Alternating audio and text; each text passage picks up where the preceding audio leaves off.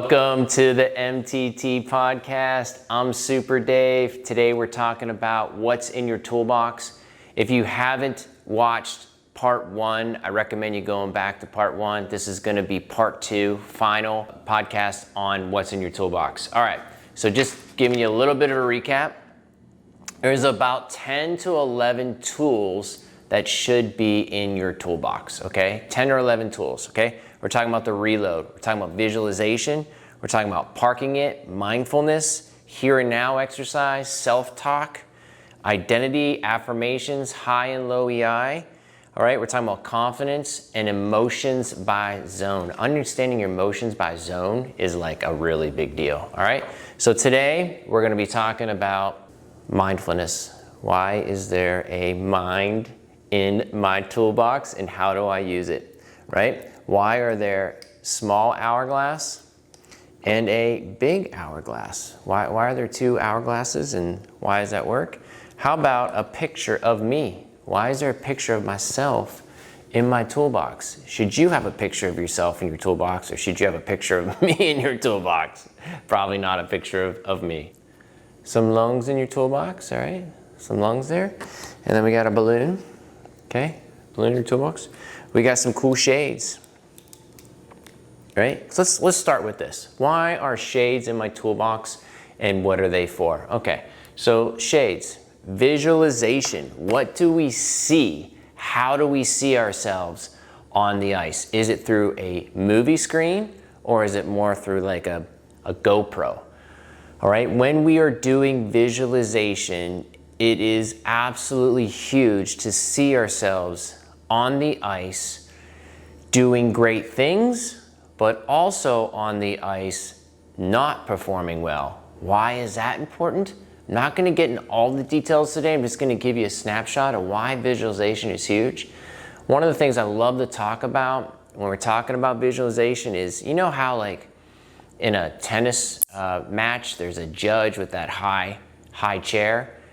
Putting yourself in that high chair on the blue line where you can kind of see visually where things are at, where you're at on the ice is a really cool perspective. It's unrestricted view, right? There's no netting in your way and you can see yourselves performing well. You can see yourself, if you're a defenseman, getting the puck off the half wall, walking, shooting it 17 inches above the ice. Why is 17 inches a big deal? Visualizing that is really right where the kneecap is and you can, the forwards can deflect it. When we see ourselves on the rink doing things that we want to do, it's easier to get to peak performance. Also, when we're planning to win, we're looking at things visually of what couldn't go wrong, or what could go wrong, sorry, and then we visualize those and how we would react somatically, right? So there's cognitive anxiety and there's somatic anxiety. How are we thinking what's going to happen and how do we feel when things are going to happen? So visualization is huge. Your lungs. Are your lungs at full capacity or are they not? When we breathe and we're able to get our lungs to full capacity and release that air, that is a very strong technique to relax in the moment. Last podcast, we talked about the reload, relax, release, refocus. That's kind of pulling it all together. But we're able to breathe on our own. There are some very, very strong breathing techniques that will help you in peak performance. So we're looking at our toolbox, right? Here are two awesome tools, visualization and breathing, that can help you get through those peaks and valleys. If you remember in the last episode, I talked about the season, life, a shift, a game, a week are about peaks and valleys. And all these mental tools that we're going over in your toolbox when you're in a valley will help you with peak performance. It will help you get back to the peak. Good thing about a peak, hey, you're on a peak, you're playing well, right? Bad thing about a peak is you're going in a valley. Bad thing about a valley, you're in a valley. Good thing about a valley is you're gonna come out up to a peak.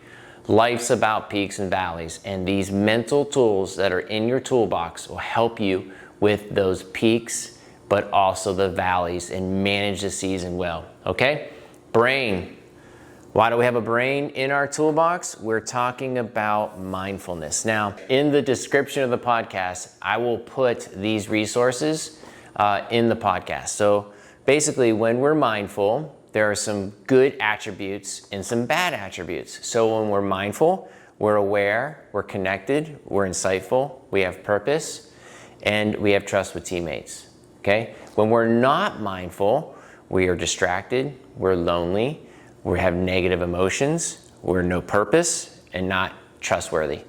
So not trustworthy, no purpose, negative emotions, lonely, distracted, right? That means we're not mindful. These are the attributes of not being mindful. The attributes of being mindful: awareness, connected, insightful, having purpose, whether you're an offensive player or defensive player or a goalie, maybe even a coach. Understanding your purpose, right, is a big deal. And then, of course, having trust with teammates, right? Big deal. Another tool that's in your toolbox, how about an hourglass, right? I love this illustration of the hourglass, right? This represents the future, the top where the sand's at. The bottom represents the past. Right here in the middle is what we need to be for flow or peak performance, which is in the here and now. When we understand that we can't control the past, we can't control the future, and our peak performance is right here in the middle. The most pointed part of the hourglass, right, is the toughest part to be, but it's also understanding visually, mentally, emotionally, spiritually, how do we get in the here and now? And so releasing the past, releasing the future, getting rid of the depression, but understanding how to work with depression and how to work with anxiety is a better mental skill than trying to eliminate it. So our hourglass is a great tool to go to in our toolbox. Identity. The next tool. Why do I have a picture of myself? My 18-year-old self. Hello. Got hair. Look at that flow. Look at that. So having a picture of yourself and who you are is like a pretty big deal. So when we're talking about identity is a really powerful attribute. When we understand who we are and what we're trying to do. Now, as a Christian, we're trying to glorify the Lord with our talents and our abilities, right? Hopefully we all get that. If not, that's okay too. For the last several years, I've been talking about this sports psych journal. Again, I will have my team posted in the description, but there are 8 attributes to a healthy identity. Being committed, persistent, and dedicated, having integrity, accountability, diligence, excellence, and confidence. These are the 8 attributes of a healthy identity. Now, me personally, when I left hockey in Germany, I had crazy depression, anxiety. I didn't like myself. I tell people all the time, I was on a curb in a city I'd never been in because I didn't have a healthy identity. My identity was in how many goals I scored. My identity was in how much time on ice I had. My identity was in how I related with my teammates, right? It was in performance-related attributes.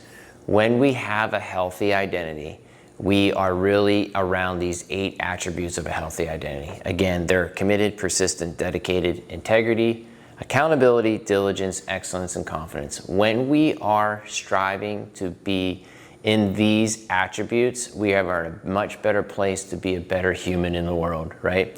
And so really focusing on how do we be the most committed offensive player or the most committed goalie or the most committed player on the team is a better attribute, a better identity than it is how many goals I scored, what's my TOI, right? What league am I in? The NHL, AHL, ECHL, whatever it is. You know, we always want something better. I've got athletes I talk to that are in the NHL, right? They've made it to the NHL. So most of the athletes I don't talk to, or most of the athletes I talk to are not in the NHL, and they want to be in the NHL. But we've got NHL players that say, I wish I was on the first line. I wish I had a bigger contract. no matter what league you're in, you're always going to strive for better, better, better. And that will lead to an unhealthy identity. So we want to be committed, dedicated, have accountability, excellence, really look at one of these as the healthy indicators of how you see yourself. And so again, I would love to get into this in very, very detail and work with you on this. But right now we're just kind of doing a flyby on what it is to have in your toolbox. So your toolbox, we've got 10 to 11 tools in our toolbox. Now, prior to this podcast, you may never knew you had a toolbox, and some of you didn't. I know I certainly didn't have a toolbox. So the question is, what's in my toolbox and how do I use this tool? Now, going back to the toolbox analogy, which I did in the first podcast, if there's something wrong with your sink, right, you're not gonna take a 20-pound sledgehammer to your sink. You're probably gonna look for a wrench, a plumber's wrench, to fix the leak in your sink. Just like a regular toolbox, there are certain tools that you need to use in certain applications. Makes sense, right? So I'm going to share this with you, right? This will be in the description, but it's basically what tool do I use and in what situation? So now that we have these 10 tools, we know we have a toolbox. How do we use them? If you're looking for motivation, the tool to use is goal setting, imagery, routines, and self-talk. If you lack self-confidence, the tool that you want to use is goal setting, imagery, routines, and self-talk. All right?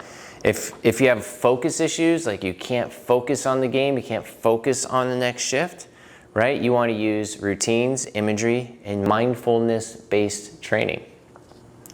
If you have emotion issues and emotional regulation issues, we want to really focus in on self-awareness, reappraising the situation is a tool. We haven't talked about that in our tools. And then meditation. If we need to reduce our arousal, in other words, our cognitive and our somatic anxiety is way too high, right? We want to reduce it. We want to talk about breathing techniques, biofeedback, systematic relaxation, PMR, progressive muscle relaxation, autogenic training, imagery, meditation. And then if we need arousal induction, in other words, we're too low. I know sometimes defensemen have this issue of from the face-off dot down, they don't really see it as like scoring a goal and get really excited, like a forward is going to the net, like they have this emotional arousal induction, like they're excited. For defensemen, face-off dot down, they've got to be excited about getting the puck out, making a great first pass, okay? So when you talk about transfer of energy, this would be your tool. Your breathing, self-talk, and imagery, all right? So these are the skills that we need to know. And then we have the tools, right? Like this is where I'm at. I don't have a lot of confidence. Okay, we need to apply this tool to this situation. All right, so let's talk about goal setting and routines as the last couple of tools in our toolbox, right? This journal is a great journal to talk about routines and goal setting, okay? You don't have to use this MTT journal. This is very specific to hockey, but it will help you really establish the routine and the goals. Now, you can get out a piece of paper, you can work with your coach, you work with your parent, work with your advisor on what your goals are. Getting them down on paper, right, is a really big deal. Managing those, looking at those goals, looking at those routines is also a really big deal. So whatever you use, doesn't have to be this. Now this has, in the back of it, this has about 52 sheets of blank sheets where you can really set your goal and set your routines. But again, you don't have to use it. So these are, again, tools in the toolbox for you to use. This is part 2 of MTT Podcast. Again, I'm Super Dave. I'm super pumped that you're here. There's lots of tools to use. Now that we know we have a toolbox, we can go to that toolbox, we can use the tool, and just like any other tool, that you have. You got to use it in order to be great at it. So, hey, listen, if we don't plan to win, what? We're planning to fail. I'm Super Dave. I'll see you on the next podcast.